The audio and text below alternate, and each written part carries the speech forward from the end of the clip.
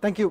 Thanks to Gal and the organizers for inviting me, and I think I've been slotted in the perfect session. And also, a lot of everybody before me has sort of set up the stage as to talking about different aspects of quantifying, the challenges with quantifying whether the economic benefits or the environmental benefits or the environmental impacts of bioeconomy.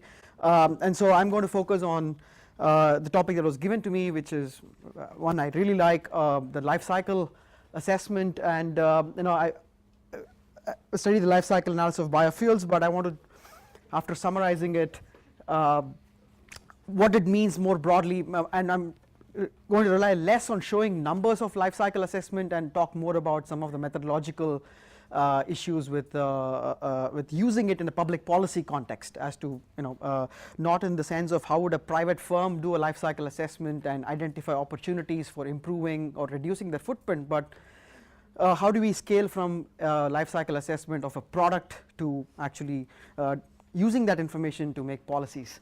So just very briefly, it's very intuitive, but I still would like to give a very brief definition of life cycle and focus on some key aspects. When you're a consumer of life cycle information, you actually have to pay attention to 3 or 4 things, and then why use it. Very briefly, I think economists are still sort of, a lot of economists, not the economists here, but a lot of economists still would say, why bother with life cycle assessment?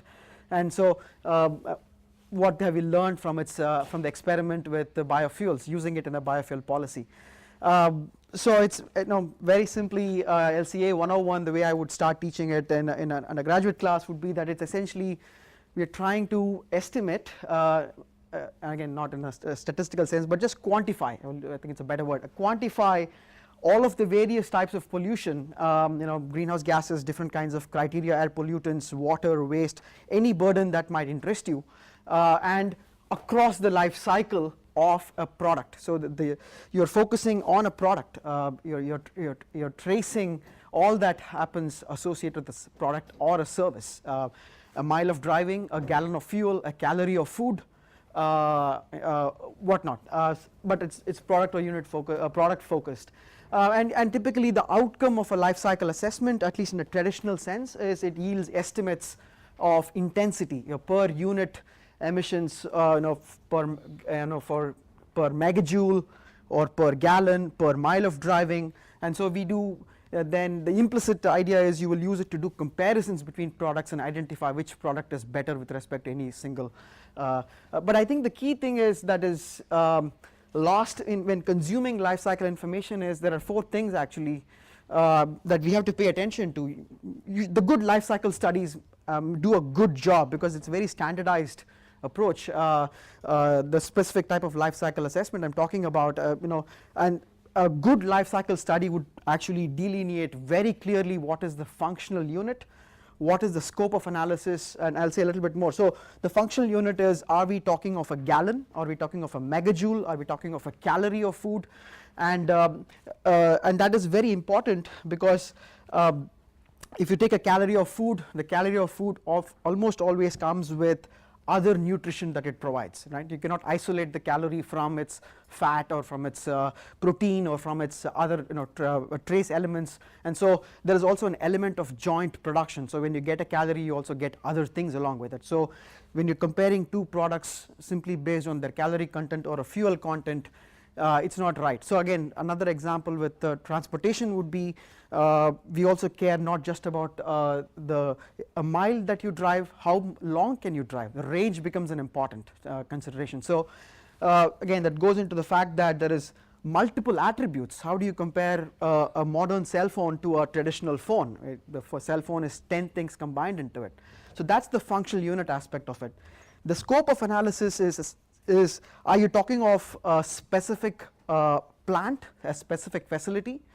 Are you talking of the average output of that facility or the marginal output of that facility? Are you talking of an entire region in average, or are you talking of the marginal output for an entire region? So those things really matter if you do marginal LCA or average numbers. And we heard a lot about innovation, right? I mean, again, these things are not set in stone. Innovation means these numbers change all the time. and the supply chain is innovating. And I think Greg's presentation showed the combinatorial possibilities of feedstocks, conversion types, and end products, and each of these is different for different regions when agriculture is involved, and so on and so forth. So huge variability is there. It brings into question of system boundary. I'll say a little bit more. And when you have joint production, you have to attribute, you have to separate out the different the burden. You have to allocate it across multiple products, and that is very hard to do, because how do you apportion when you produce corn ethanol? I'll go back. You produce distillers grains. So, or when you produce sugarcane ethanol, you produce electricity. How do you assign the burden across these different products? Again, I'm not going to go into the whole LCA, how do you do it, but those are very important things that affect your results. On the rationale, so just let's see why do it. I mean, the basic economic intuition would be that if you care about greenhouse gases or air pollution or water, you just design policies targeting carbon, targeting sulfur, targeting nitrogen, and so that we sort of attempt to so we set a same policy for all sources emitting a given type of pollution. And so that's, there are papers written by environmental economists at the Resources for the Future back in the 90s, which sort of dismissed life cycle assessment, and it said, what are we getting out of using life cycle assessment in a policy context? So I think again, this is another paper I'm working on. Not that this part of this is in that paper, but another paper that will come out next year in the annual reviews. We are getting into why should we care, and there are 4 things. One is incomplete environmental policies. What I mean by that is, yes, we almost always have leakage of pollution. We have rebound effects. We have flight of capital. We have lots of effects where we might inadvertently be pushing pollution outside the boundary of regulation. So we want to know what are the life cycle impacts of a product, whether we import it, produce it domestically, and so on. There are some other things I won't get into, but transaction costs. Sometimes if you look at it, there are studies which say if you almost 80% of all the energy emissions, 85%, Bruce said 85% of all energy emissions pollution comes from energy. If you regulate about 1,000 large polluting facilities, coal mines, oil producing facilities, and gas extraction facilities, 1,000 large producers of oil, gas, and coal, and you apply a life cycle carbon tax on them, you will capture almost 70% of all the or 80% of all greenhouse gas emissions. So just by targeting 1,000 facilities upstream, you can actually regulate all the almost, because pretty much the conversion from coal to carbon dioxide, oil to carbon dioxide, and gas to carbon dioxide is fixed. And so again, there is a transaction cost reason. You do not want to regulate a large number of facilities. That there is a reason to look at life cycle assessment. So that's another reason to look at life cycle assessment. This is also important. I mean, we like to talk of carbon policies or technology neutral policies, but the reality is the vast number of policies aim to push technology. There is a legitimate case because of innovation failures coupled with environmental failures make a case for technology policies. And so again, we want to know what technology to sort of pursue. So again, to that extent, there is a value to doing life cycle assessment. So LCA 201 would be that it's a little bit more complex, that there are 2 types of life cycle assessment we need to distinguish. The first is what the life cycle community calls as attributional life cycle assessment, and the more emerging new one is on the right. It is called as consequential life cycle assessment. So the 4 differentiating factors in terms of the focus here, we are focusing on the emissions intensity of the average or the marginal output for a single firm or a single industry. So it's always the focus is on doing an intensity calculation. Whereas that really doesn't matter, what is the intensity of a product doesn't matter.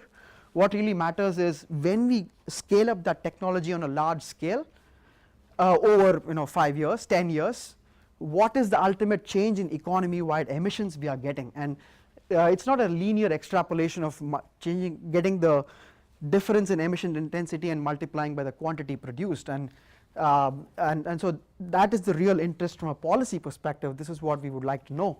But this is also important. I'm not saying this is not important. So the system boundary is very different here. Here it's pretty well defined. The supply chain of a product, however fastly it changes, we sort of know. We can trace the inputs and go back the inputs to the inputs. Whom do they buy from? So we can get a good idea. And so it's somewhat narrow in scope, whereas here we're really getting into indirect land use effects, indirect fuel use effects, and these are potentially globally manifesting. So the system boundary is much more wider here, and it's not really well defined. The nature of LCA, this is fundamentally a physical engineering, I would also put biological there, based, whereas here it's a lot more of economic and behavioral considerations come into play. And this is, I think, very important. The estimates you get out of it from LCA is they're variable. We saw different technologies have different footprints, and each technology, depending on whether you use coal or gas to produce it, how far you transport it, farm management practices, etc., etc., you can have very different. But in principle, you can verify it ex post. So if I have a life cycle standard and I want to see whether somebody is complying with the life cycle standard, I can do an attributional LCA. Some third party verification can be done, and we can sort of get a handle on whether that person is complying with the standard.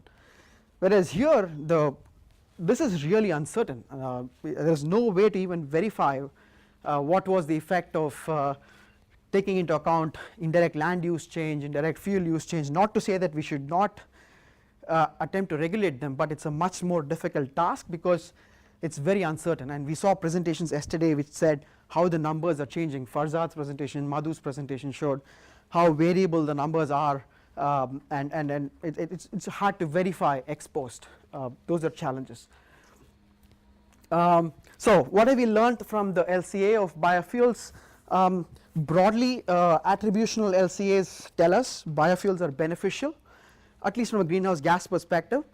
There is significant variability across different biofuel types, whether you produce it with coal or gas, whether it's Iowa corn, Nebraska corn, sugarcane from Brazil. They're all very different by and large, but on a per unit basis, they seem to be better than conventional gasoline, and certainly better than tight oil driven derived gasoline or oil sands.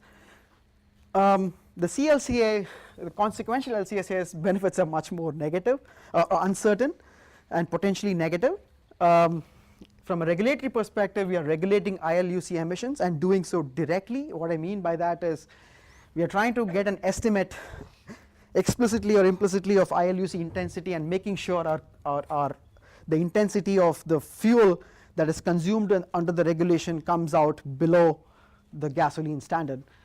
But we still ignore other kinds of indirect emissions. The mechanism by which the indirect land use emissions arise pretty much lead to other kinds of indirect effects. The same idea that prices change and that leads to changes in consumption, etc. The same idea can be extended to fuel markets, and that's a lot of my work with Gal and David is showing the fuel market emissions, and Madhu showed that, and a lot of other people have done that too.